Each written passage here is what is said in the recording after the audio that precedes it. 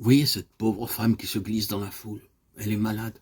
Depuis 12 ans, elle perd du sang et aucun médecin n'a pu la guérir. Bien qu'elle ait dépensé tout son argent en remèdes et en consultations, elle effleure seulement la petite houppe qui pend au manteau de Jésus. Il se retourne. Qui m'a touché? La malheureuse tombe à ses pieds en tremblant. Elle n'a pas osé aborder le maître, lui parler. Mais elle a une telle foi en lui qu'elle a pensé qu'elle guérirait si elle pouvait seulement le frôler. Et en effet, elle est guérie. Sa blessure ne saigne plus. Va, ma fille, dit doucement Jésus. Ta foi t'a sauvée. Considérez maintenant cette scène pittoresque et si belle. Jésus est dans une maison avec ses disciples. La foule se presse tout autour.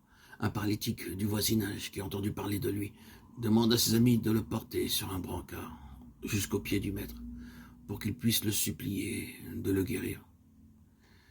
Mais quand les porteurs et le malade arrivent là où se tient Jésus, impossible d'approcher, il y a trop de monde. La porte est bouchée par la foule. Cependant, le paralytique ne veut pas renoncer à parler au maître. On ne peut point entrer par la porte.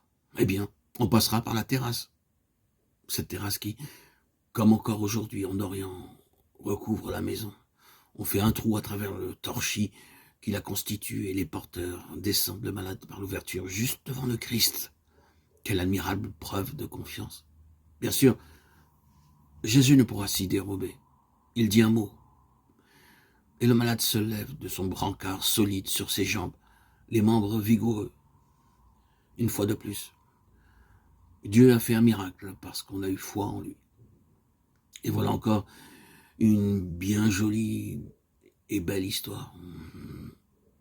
C'est en Phénicie, en dehors de la Palestine, pendant un voyage que Jésus y fait.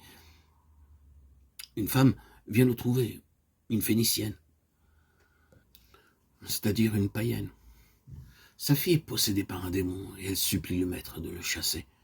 Jésus lui répond, comme s'il refusait, « Laissez d'abord les enfants se rassasier, car il n'est pas bien de prendre le pain des enfants et de le donner aux petits chiens. » Vous comprenez ce qu'il veut dire par là?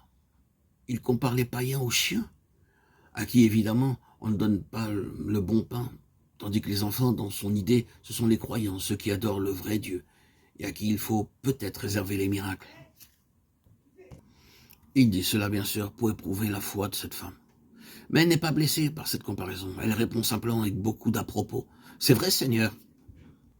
Mais les petits chiens mangent bien sous la table les miettes que laissent les enfants. » Comme elle est belle dans son humilité, cette parole. La pauvre femme païenne implore Jésus d'un cœur si pur et si confiant. Elle sera satisfaite. Jésus, ému, lui accorde aussitôt la guérison demandée. Combien d'autres exemples trouverait-on dans l'évangile de miracles semblables, aussi beaux, aussi touchants? Combien d'autres paralytiques, combien d'autres lépreux sont guéris ainsi? Combien d'aveugles retrouvent la vue? Et combien de sourds recommencent à entendre? Inlassablement, au cours des 2 années de sa vie publique, le Christ multiplie les miracles pour soulager la douleur sans cesse renouvelée des hommes.